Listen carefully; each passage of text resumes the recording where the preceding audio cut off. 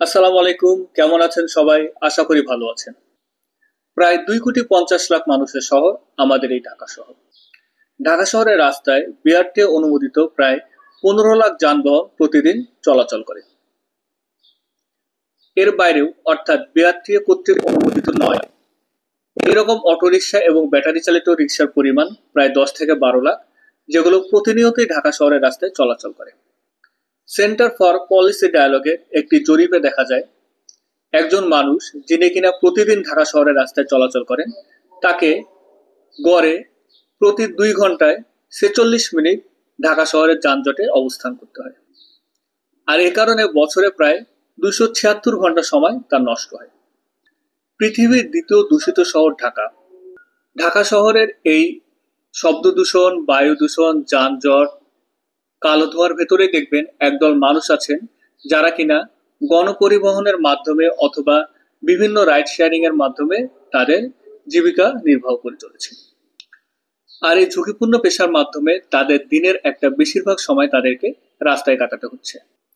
এত ভিড়, এত যানজট, এত দূষণের শহরে এ সকল চালক এবং রাইডারদের জীবন যেন প্রতিদিনকার এক যুদ্ধ। আর তারাই হচ্ছেন আমাদের প্রকৃত সড়ক যোদ্ধা।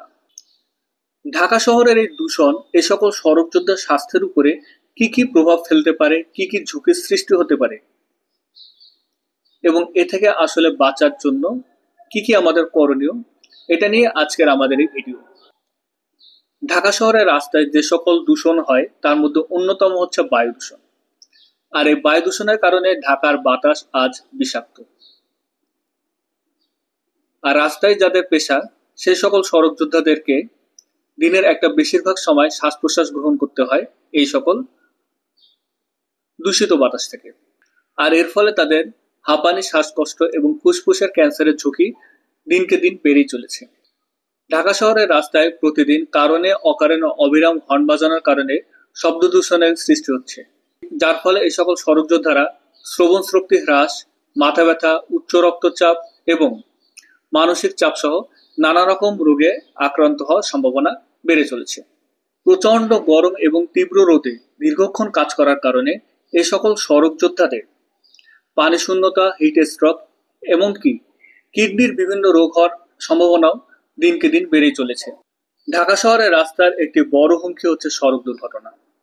অতিরিক্ত আত্মবিশ্বাস, অতিরিক্ত গতি, অহেতুক ঝুঁকি, ক্লান্ততা এবং ঘুম ঘুম চোখে গাড়ি চালানোর কারণে সড়ক দুর্ঘটনার পরিমাণ দিন দিন বেড়েই চলেছে, যার কারণে এই সকল সড়ক যোদ্ধারা তাদের জীবন হারাচ্ছেন, অনেকেই পঙ্গুত্ব বরণ করছেন সারা জীবনের জন্য। বিআরটি এর আইন অনুযায়ী একজন ব্যক্তির জন্য টানা 5 ঘন্টার বেশি এবং দৈনিক 8 ঘন্টার বেশি যে কোনো ধরনের যানবাহন চালানো সম্পূর্ণরূপে নিষিদ্ধ। কিন্তু দেখা যাচ্ছে জীবিকার তাগিদে এই সকল সড়ক যোদ্ধারা 10 থেকে 12 ঘন্টা, অনেকে 14 ঘন্টার বেশি সড়কে থাকছেন, আর যার কারণে তাদের শারীরিক এবং মানসিক ঝুঁকি বেড়েই চলেছে। এখন প্রশ্ন আসতেই পারে, এ থেকে বাঁচার উপায় কি?